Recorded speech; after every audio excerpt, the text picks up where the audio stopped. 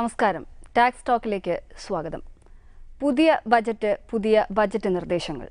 ഏത് ബജറ്റ് പ്രഖ്യാപനത്തിന് ശേഷവും സാധാരണക്കാർ ആദ്യം ശ്രദ്ധിക്കുക എന്തൊക്കെ നികുതി ഇളവുകളാണ്, അല്ലെങ്കിൽ തങ്ങൾക്ക് നികുതിയുമായി ബന്ധപ്പെട്ട് എന്തെങ്കിലും ഭാരമുണ്ടാവുമോ, അത്തരം കാര്യങ്ങളാണ് സാധാരണക്കാർ ആദ്യം ശ്രദ്ധിക്കുക. ഒപ്പം ഒട്ടേറെ സംശയങ്ങളും ഇതുമായി ബന്ധപ്പെട്ടുണ്ടാവും. നിങ്ങളുടെ സംശയങ്ങൾക്ക് ഞങ്ങൾ തത്സമയം മറുപടി പറയുകയാണ്. ഇപ്പോൾ നികുതി വിദഗ്ധൻ ജോസഫ് വർഗീസ് നമുക്കൊപ്പമുണ്ട്. അദ്ദേഹത്തെ ഇപ്പോൾ വിളിക്കാം. തത്സമയം അദ്ദേഹം മറുപടി നൽകും. വിളിക്കേണ്ട നമ്പർ 0484-301-2807. സ്വാഗതം ജോസഫ് വർഗീസ്. പൊതുവെ ഈ ബജറ്റ് വരുമ്പോൾ ആദ്യം ശ്രദ്ധിക്കുക ആദായ നികുതി പരിധി എത്രമാത്രം ഉയർത്തും, അത്തരം കാര്യങ്ങളാണ്. നമ്മളിപ്പോൾ വളരെ ദിവസങ്ങളായി അത്തരം പ്രതീക്ഷയിൽ തന്നെയായിരുന്നു. എന്നാൽ സംഭവിച്ചത് മറിച്ചായിപ്പോയി. തീർത്തും ഈ പറഞ്ഞ പോലെ ഒരു ഇലക്ഷൻ അടുത്ത കൊല്ലം ഇലക്ഷൻ വരികയാണ്. അതൊരു പോപ്പുലിസ്റ്റ് ആയിരിക്കും എന്നുള്ളതുകൊണ്ട് സ്ലാബ് നിരക്കിൽ വ്യത്യാസം ഉണ്ടാകും, ATCയുടെ ലിമിറ്റിൽ വ്യത്യാസം ഉണ്ടാകും, ഭവന വായ്പ അങ്ങനെയുള്ള കാര്യങ്ങളിൽ വ്യത്യാസം ഉണ്ടാകും എന്നൊക്കെ പ്രതീക്ഷിച്ചിരുന്നു. സ്ലാബ് 3 ലക്ഷം വരെ ആക്കുമെന്ന് പ്രതീക്ഷിച്ചവരുണ്ട്. അറ്റ്ലീസ്റ്റ് 2.5 ലക്ഷം രൂപയെങ്കിലും ആക്കുമെന്നായിരുന്നു. അതിന് ധനമന്ത്രി പറഞ്ഞെന്താണെന്ന് വെച്ചാൽ ഈ 2 ലക്ഷം എന്നുള്ള പരിധി ഇപ്പോൾ ഞാൻ മാറ്റി കഴിഞ്ഞാൽ ഏകദേശം ഒത്തിരി പേര് ടാക്സ് വലയിൽ നിന്ന്, ടാക്സ് നെറ്റിൽ നിന്ന് പുറത്താകും. അത് അഫോർഡ് ചെയ്യാൻ പറ്റത്തില്ല എന്നുള്ളൊരു റിയലിസ്റ്റിക് ആണത്. അപ്പോൾ നമുക്ക് ഈ ബജറ്റിനെ പറ്റി പറയാനുള്ള വളരെ ഒബ്ജക്റ്റീവായിട്ടുള്ള, അതായത് പ്രാഗ്മാറ്റിക് ആയിട്ടുള്ളൊരു ബഡ്ജറ്റ് എന്നുള്ളതാണ്. അതായത് ഇതിൻ്റെ അകത്ത് രാഷ്ട്രീയമില്ല എന്ന് തന്നെ പറയാം. കാരണം എന്ന് വെച്ച് കഴിഞ്ഞാൽ ഈ ഇലക്ഷൻ വരുന്നതുകൊണ്ട് കുറേയധികം വാരിക്കോരി വാഗ്ദാനങ്ങൾ നൽകിയിട്ട് അത് നടപ്പാകാതിരിക്കുന്നതിനേക്കാൾ കൂടുതൽ നല്ല ഒരു ബജറ്റ്, വളരെ ബാലൻസ്ഡ് ആയിട്ടുള്ളൊരു ബജറ്റ്. അത് ചിദംബരത്തിൻ്റെ കാര്യം അറിയാമല്ലോ, വളരെയധികം ബജറ്റുകൾ അവതരിപ്പിച്ചുള്ളൊരു വ്യക്തിയാണ് അദ്ദേഹം. നല്ലൊരു എക്കണോമിക് ബാലൻസിങ് ആക്ട് ഈ ബജറ്റിലൂടെ നടത്തിയിട്ടുണ്ട്. പക്ഷേ സാധാരണക്കാർക്ക് നിരാശയുണ്ട്. ഈ ആദായ നികുതി പരിധിയുടെ കാര്യത്തിൽ ചിലപ്പോൾ 2 ലക്ഷം മുതൽ 5 ലക്ഷം വരെയുള്ള വരുമാന പരിധി ഉള്ളവർക്ക് 2000 രൂപയുടെ 2000 രൂപയുടെ റിബേറ്റാണ് കൊടുക്കുന്നത്. അതായത് ആ സ്ലാബിലെ റേറ്റ് മാറ്റുന്നില്ല. ആ സ്ലാബിൻ്റെ റേറ്റ് അതുപോലെ തന്നെ കണ്ടിന്യൂ ചെയ്യുന്നു, 10%. ആ 10% ആദ്യം നമ്മൾ ചെയ്യേണ്ടതെന്ന് വെച്ചാൽ ആദ്യം ടാക്സ് കണക്കാക്കുക. നമ്മുടെ ടോട്ടൽ ഇൻകം ഈ 2 തൊട്ട് 5 വരെ ചിലപ്പോൾ 3 ലക്ഷം ആയിരിക്കാം. അങ്ങനെയാണെങ്കിൽ ആ 1 lakh റുപ്പീസിനല്ലേ ടാക്സ് ലയബിലിറ്റി വരുന്നത്. അപ്പോൾ 10,000 റുപ്പീസ് വന്നു. ആ 10,000 റുപ്പീസിൽ നിന്ന് 2000 റിബേറ്റ് കുറച്ച് അതിൻ്റെ കൂടെ എഡ്യൂക്കേഷൻ സെസ് കൊടുത്ത് കൂട്ടുക, അടക്കുക. ഇതാണ് ഇപ്പോഴത്തെ സ്ഥിതി. അതാണ്. പക്ഷേ 5-ൽ ജസ്റ്റ് കൂടിയാൽ പോലും 5,50,000 ആയിപ്പോയാൽ ഇതെല്ലാം നഷ്ടപ്പെട്ടു. അല്ല, അവർക്ക് കിട്ടുകയില്ല. ഈ സ്ലാബിലുള്ളവർക്ക് മാത്രമേ കിട്ടുകയുള്ളൂ, ആദ്യത്തെ സ്ലാബായത്. അപ്പോൾ 6 ലക്ഷം ആയിപ്പോയാൽ അവർക്ക് ഈ 2000-ൻ്റെ ബെനിഫിറ്റ് കിട്ടുന്നില്ല. 10 ലക്ഷം വരെയുള്ളവർക്ക് കിട്ടുന്നില്ല, അല്ലെങ്കിൽ 10 ലക്ഷത്തിന് എബവ് ഉള്ളവർക്ക് കിട്ടുന്നില്ല. അപ്പോൾ ഈ ഒരു സ്ലാബിൽ അതിൻ്റെ ഉള്ളിൽ നിൽക്കുന്നവർക്ക് മാത്രമേ ഈ ബെനിഫിറ്റ് കിട്ടുള്ളൂ. സാധാരണക്കാർക്ക് തീർത്തും തിരിച്ചടിയെന്ന് തന്നെ പറയാമല്ലേ? സാധാരണക്കാർ എന്ന് പറയുന്നതിൻ്റെ ഡെഫിനിഷൻ റിലേറ്റീവ് ആണല്ലോ. സാധാരണക്കാരെന്ന് പറയുമ്പോഴത്തേക്ക് അതിൻ്റെ വരുമാനം വെച്ച് നോക്കുമ്പോഴത്തേക്ക്, ഇപ്പോഴത്തെ ഹൈ സാലറിക്ക് വെച്ച് നോക്കുമ്പോഴത്തേക്ക് വളരെയധികം IT സെക്ടറിലൊക്കെ നല്ല ശമ്പളമുണ്ട്. അപ്പോൾ ചിലപ്പോൾ ഇതിലും മുകളിൽ പോകാനുള്ള, അതൊരു സാധാരണക്കാരാണോ എന്നുള്ള ഇഷ്യൂ വേറെയാണ്. അതൊരു ഹയർ അപ്പർ മിഡിൽ ക്ലാസ്സിന് ഇത് മിക്കവാറും ഗുണം ചെയ്യില്ല. പക്ഷേ ലോവർ മിഡിൽ ക്ലാസ്സിന്, അതായത് ഒരു 2-നും എബവ് പക്ഷേ 5-ന് താഴെ എന്നുള്ളവർക്ക് മാത്രമായിട്ട് ലിമിറ്റ് ചെയ്തുകൊണ്ടാണ് ഈ 2,00,000 രൂപ എന്നുള്ള ഇത് കൊടുത്തിരിക്കുന്നത്. മറ്റു കാര്യങ്ങൾ, ഈ ആദായ നികുതി പരിധി അല്ലാതെ ഇപ്പോൾ ഭവന വായ്പയുടെ കാര്യം എടുത്താൽ 25 ലക്ഷം രൂപ ഭവന വായ്പയുള്ളവർക്ക് ഇതിന് കണ്ടീഷൻസ് ഉണ്ട്. ഇപ്പം നമുക്ക് ഓൾറെഡി നമുക്കൊരു 1.5 ലക്ഷം രൂപ വരെ ഭവന വായ്പ പലിശ സ്വന്തം താമസത്തിനായിട്ട് ഉപയോഗിക്കപ്പെടുന്ന ഭവനം വാങ്ങാനോ കൺസ്ട്രക്ട് ചെയ്യാനോ എടുത്തിട്ടുള്ള ഭവന വായ്പ 1.5 ലക്ഷം രൂപയുടെ അതൊരു ഡിഡക്ഷനല്ല. ഇറ്റ്സ് എ നെഗറ്റീവ് ഇൻകം എന്ന് പറയും. ആ ഹെഡിലൊരു നെഗറ്റീവ് ഇൻകമായിട്ട് കൊടുത്തിട്ട് ഒരു മൈനസ് ഫിഗറായിട്ട് എടുത്തിട്ട് ബാക്കിയുള്ള ഇൻകമായിട്ട് സെറ്റ് ഓഫ് ചെയ്യുകയാണ് ചെയ്യുന്നത്, ഡിഡക്റ്റ് ചെയ്യുക, സ്റ്റേറ്റിനുള്ള ഡിഡക്ഷൻ. അതിന് വരെ ഇപ്പോൾ പുതിയൊരു വകുപ്പ് കൂടെ കൊണ്ടുവന്നു, 80EE എന്ന് പറഞ്ഞിട്ട് പുതിയ വകുപ്പ്. നമുക്ക് അതിലേക്ക് തിരിച്ചു വരാം. ഇപ്പോൾ പ്രേക്ഷകൻ ഒട്ടേറെ സംശയമായിട്ട് കാത്തിരിക്കുന്നുണ്ട്. ചോദിച്ചോളൂ. ഹലോ ഹലോ ഹലോ പറഞ്ഞോളൂ. സാറേ, ഈ ടാക്സിന്റെ ഹൗസിംഗ് ലോണിന്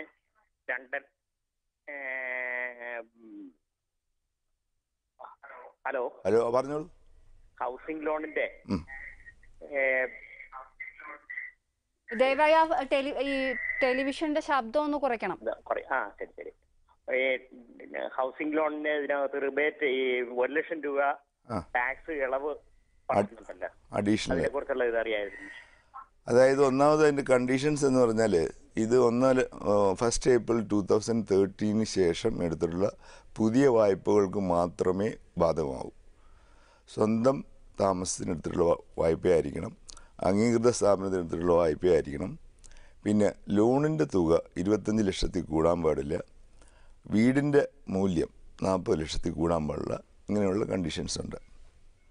അപ്പോൾ അത് പാലിക്കുന്നുണ്ടെങ്കിൽ മാത്രം നിലവിലൊരു ഹൗസിംഗ് ലോണുള്ളവർക്ക് ഇതിൻ്റെ പ്രയോജനം ലഭിക്കുന്നതല്ല. അപ്പോൾ നമുക്ക് ഇതിൻ്റെ അത് മെയിനായിട്ട് പറയാനുള്ള കാര്യം എന്ന് വെച്ചാൽ, ഇപ്പം നമുക്ക് ആദ്യം ഈ പുതിയതായിട്ടൊരാൾ ഒരു 25 ലക്ഷം രൂപയുടെ ലോൺ എടുക്കുകയാണെന്ന് വിചാരിക്കും. അതിനിപ്പോൾ 10% നമ്മൾ വെച്ച് പലിശ കണക്കാക്കിയാൽ പോലും 2.5 ലക്ഷം രൂപ ഒരു വർഷം പലിശ വരുള്ളൂ.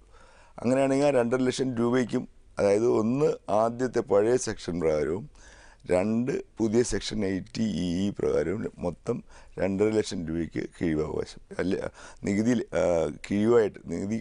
കിഴിവായിട്ട് അവകാശപ്പെടാൻ പറ്റും. കൂടുതൽ പ്രേക്ഷകർ ലൈനിലുണ്ട്. ചോദിച്ചോളൂ, സംശയം ചോദിച്ചോളൂ. ഹലോ പറഞ്ഞോളൂ. ഞാൻ പ്രദീപാണ്, ബാംഗ്ലൂരിൽ നിന്നാണ് വിളിക്കുന്നത്.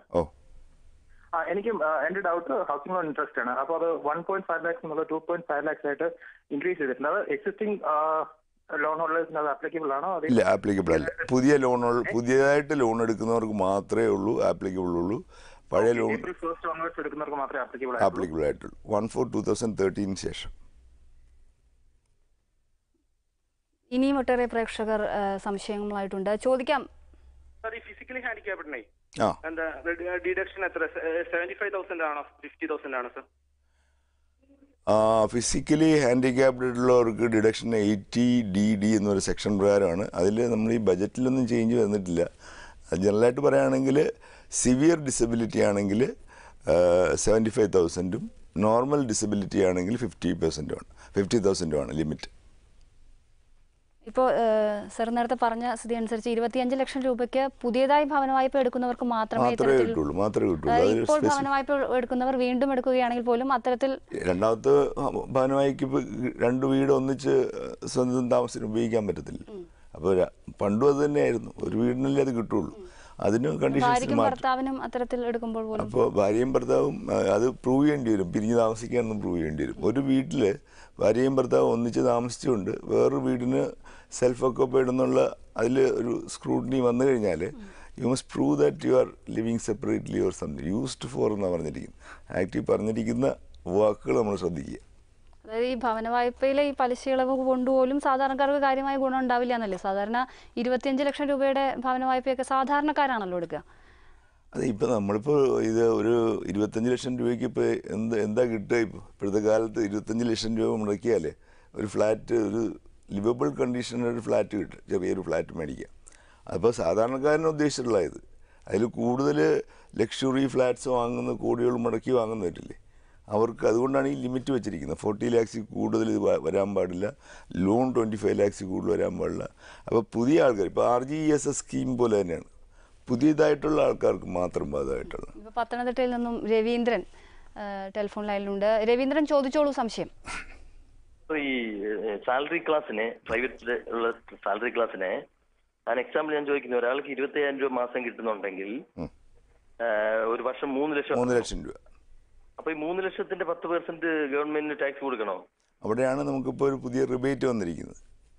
2 ലക്ഷത്തിനും 3 ലക്ഷത്തിനും ഇടയിലുള്ള ടാക്സ് ലയബിലിറ്റി 1 ലക്ഷം രൂപയ്ക്ക് 10,000 രൂപ അല്ലേ? 10,000 രൂപ കൊടുക്കണം. അല്ല, 10,000-ന് 2,000 രൂപ ഈ ബഡ്ജറ്റിൽ ഒരു റിബേറ്റ് ആയിട്ട് അനുവദിക്കുന്നുണ്ട്. ആ 10,000 ഇപ്പോൾ 8,000 പ്ലസ് എഡ്യൂക്കേഷണൽ സെസ് കൊടുത്താൽ മതി. ക്ലിയർ? കൂടുതൽ പേർക്കും സംശയമുള്ളത് ഈ ഭവന വായ്പയുടെ കാര്യത്തിൽ തന്നെയാണ്. ഭവന വായ്പയുടെ കാര്യത്തിലാണ്. അതിപ്പോൾ എന്തെന്ന് വെച്ചാൽ ഇതിപ്പോൾ നമ്മൾ ആദ്യം ഈ ബജറ്റ് സ്പീച്ച് കേൾക്കുമ്പോൾ നമുക്ക് പിന്നീടാണ് ഇതിൻ്റെ പ്രിൻ്റ് ഔട്ട് വരുന്നത്. അപ്പോൾ ഇതൊരു ഡിഡക്ഷൻ ആണെന്നും മറ്റേത് സെക്ഷൻ 24 നെഗറ്റീവ് ഇൻകം ആണെന്നും ഉള്ള ഒരു വേരിയൻസ് എനിക്ക് തന്നെ മനസ്സിലായത് ലേറ്റ് ആയിട്ടാണ്. ഇപ്പോൾ കൊട്ടാരക്കരയിൽ നിന്നും രാഗിൻ ഹേമന്ത് സംശയവുമായിട്ടുണ്ട്, ചോദിക്കാം. ചോദിച്ചോളൂ. ഹേമന്ത് ചോദിച്ചോളൂ. ഹലോ, എനിക്ക് സംശയമുള്ളത്, ഇപ്പൊ 2 ലക്ഷത്തിനും 5 ലക്ഷത്തിനും ഇടയ്ക്ക് ഇപ്പൊ ടാക്സ് ഉള്ളവർക്ക് 2,000 രൂപയുടെ ഇളവ് എന്ന് പറഞ്ഞു. അപ്പൊ നമുക്ക് ഇപ്പോഴത്തെ പ്രസന്റ് ബില്ലിൽ നമുക്ക് ആ ഇളവ് എങ്ങനെയാണ് ലഭിക്കുന്നത്? പ്രസന്റ് ബില്ലെന്ന് പറഞ്ഞാൽ മനസ്സിലായില്ല. നമ്മൾ ഈ മാസം സബ്മിറ്റ് ചെയ്യുന്ന ബില്ലില്ലേ? അല്ല, നമ്മൾ 1/4/2013 തൊട്ടുള്ളതാണ് ഈ ബജറ്റ് പ്രഖ്യാപിച്ചിരിക്കുന്നത്. അതെ, അത് അടുത്ത കൊല്ലം, അതായത് അടുത്ത ഫിനാൻഷ്യൽ ഇയർ ആണ്. അപ്പൊ ഈ സാമ്പത്തിക വർഷമുള്ളവർക്ക് അത് ലഭിക്കില്ല. ഓഫ് കോഴ്സ് എപ്പോഴും നമ്മൾ ഈ ഫിനാൻസ് ബില്ലെന്ന് പറയുന്നത് പിന്നീട് വരുന്ന ഫിനാൻഷ്യൽ ഇയറിലേക്കല്ലേ ബാധകം. അപ്പോൾ 2012-13 സാമ്പത്തിക വർഷം ഈ വരുന്ന 31 മാർച്ചിന് അവസാനിക്കുന്നു. അവർക്ക് ബാധകമല്ല. 1/4/2013 തൊട്ട് 31/3/2014 വരെ ഉള്ള വർഷത്തിലേക്കുള്ളവർക്കാണ് ഈ പുതിയ നിബന്ധനകൾ ബാധകം. ഇപ്പോൾ പത്തനംതിട്ടയിൽ നിന്നും അജു വിളിക്കുന്നുണ്ട്. അജു, ചോദിച്ചോളൂ സംശയം. ഹലോ. പറഞ്ഞോളൂ. വീട് എക്സ്റ്റൻഷന് നമ്മൾ വെച്ചാല് വീട് എക്സ്റ്റൻഷൻ ഓക്കെ. വീട് എക്സ്റ്റൻഷനുള്ള എടുക്കുന്ന ലോണ് ഇൻകം ടാക്സിൽ നിന്ന് ഡിഡക്ഷൻ ചെയ്യാൻ കിട്ടുമോ? എക്സ്റ്റൻഷന് വേണ്ടി എടുക്കുന്ന ലോൺ നിലവിലുള്ള നിയമം തുടരുന്നു. ഈ 1 lakhuമായിട്ട് അതിന് ബന്ധമില്ല. അത് പുതിയ ലോണും അല്ലല്ലോ. എക്സ്റ്റൻഷനുള്ള ലോണിന് 30,000 എന്നുള്ള പരിധി വെച്ചിട്ടേ കിട്ടുള്ളൂ. 1,50,000 കിട്ടത്തില്ല. കാരണം 1,50,000 applicable only for purchase or construction of a house property for your residence. Aju, സംശയത്തിന് പരിഹാരമായെന്ന് വിചാരിക്കുന്നു. എന്തായാലും ഇൻകം ടാക്സുമായി ബന്ധപ്പെട്ട് മാത്രമല്ല, ഭവന വായ്പയും ബന്ധപ്പെട്ട് ഇപ്പോൾ ഈ വീട് എക്സ്റ്റെൻഡ് ചെയ്യുമ്പോൾ അത് എത്തരത്തിലാണ്? ഈ ഒരു ബഡ്ജറ്റിൽ അത്തരത്തിൽ എന്തെങ്കിലും നിർദ്ദേശങ്ങളുണ്ടോ? ഈ ബജറ്റിൽ ഇപ്പോൾ ഈ ഒരു 1,00,000 അഡീഷണൽ ബെനിഫിറ്റ് വേറൊരു ഡിഡക്ഷനായിട്ട് കൊണ്ടുവന്നു എന്ന് മാത്രമേ ഉള്ളൂ. അതിലൊരു പ്രത്യേക കാര്യം ശ്രദ്ധിക്കുകയാണെന്ന് വെച്ചാൽ ഇതിൻ്റെ അകത്ത് അൺയൂട്ടിലൈസ്ഡ് ബാലൻസ് ഉണ്ടെങ്കിൽ, ഫോർ എക്സാമ്പിൾ ഈ 1 lakh മുഴുവൻ എനിക്ക് അവെയിൽ ചെയ്യാൻ പറ്റുന്നില്ല, അതിൽ കൂടുതൽ ഞാൻ ഇൻട്രസ്റ്റ് കൊടുക്കുന്നുണ്ട്. അത് സാധ്യത കുറവാണ്. കാരണം ഈ 25 lakhs വെച്ചിട്ട് ലോണിന് ഇപ്പോഴത്തെ റേറ്റ് വെച്ച് നോക്കിയാൽ മിക്കവാറും തീർന്നു പോകും. തീരാതെ വരുന്ന പക്ഷം അത് അടുത്ത കൊല്ലത്തേക്ക് ക്യാരി ഫോർവേഡ് ആയിട്ട് ക്ലെയിം ചെയ്യാം എന്നൊരു പ്രൊവിഷൻ കൂടെ ഉണ്ട്. ഇതെല്ലാം കഴിഞ്ഞ് ഇപ്പോൾ ഈ സർവീസ് ടാക്സിൻ്റെ കാര്യത്തിൽ വരികയാണെങ്കിൽ ഒട്ടേറെ ഗുണകരമായൊരു നിർദ്ദേശങ്ങൾ ഈ ബജറ്റിലുണ്ടെന്നാണല്ലോ ഒറ്റ നോട്ടത്തിൽ തോന്നുന്നത്. അതെങ്ങനെയാണ് ഇപ്പോൾ ഈ ഗോൾഡ് കൊണ്ടുവരുന്ന കാര്യത്തിലാണെങ്കിൽ? സർവീസ് ടാക്സ് അല്ല, അത് കസ്റ്റംസ് ഡ്യൂട്ടി, ഇമ്പോർട്ട് ഡ്യൂട്ടിയാണ്. അപ്പോൾ ആസ് ഇറ്റ് ഈസ് നമ്മൾ മലയാളീസ് പുറത്തു പോയി വരുന്നവരെല്ലാവരും ഗോൾഡ് അണിഞ്ഞുകൊണ്ട് വരിക, നാട്ടിലേക്ക് ഗോൾഡ് കൊണ്ടുവരിക, ഇതൊക്കെ ചെയ്യാറുണ്ട്. അപ്പോൾ അതിന് ഇമ്പോർട്ട് ഡ്യൂട്ടി ഉണ്ട്. അപ്പോൾ നമ്മുടെ മലയാളത്തിൻ്റെ വലിയൊരു ആവശ്യമായിരുന്നു ഇതിന് ഒരു എക്സംഷൻ കൊടുക്കണമെന്നുള്ളത്. അപ്പോൾ ഈ ബഡ്ജറ്റിൽ ആദ്യമായിട്ട് സാധാരണക്കാർക്ക്, അല്ല വനിതകൾക്ക് 1,00,000, മെയിൽസിന് പുരുഷന്മാർക്ക് 50,000 രൂപ വരെ വിത്തൗട്ട് ഡ്യൂട്ടി ഗോൾഡ് കൊണ്ടുവരാം. ഇപ്പോൾ തിരുവനന്തപുരത്ത് നിന്നും സുബ്രഹ്മണ്യ ചേരുന്നുണ്ട്. സുബ്രഹ്മണ്യ, എന്താണ് സംശയം? ഹലോ. യെസ്. എനിക്ക് പറയാനുള്ളത് 2 lakhs എബോവിൽ 1 lakh വരയ്ക്കും നമുക്ക് ഇൻവെസ്റ്റ് ചെയ്യാമല്ലോ. ഓക്കെ.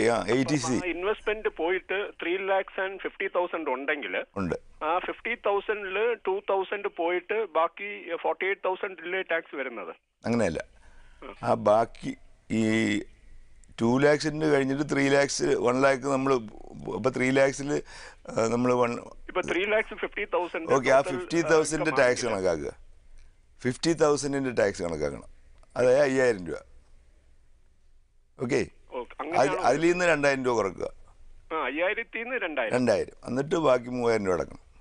അങ്ങനെയാണ്. അങ്ങനെയാണ്. പിന്നെ ഇതിൽ ഈ ബ്ലാക്ക് മണി ഉള്ള ഒരു ആളുടെ പുറത്ത് കൊണ്ടുവരാനായിട്ടുള്ള ഒരു കണ്ടില്ല. അതിൻ്റെ ആയിട്ടുള്ള ഒരു സ്ട്രാറ്റജി ഒന്നും കണ്ടില്ല.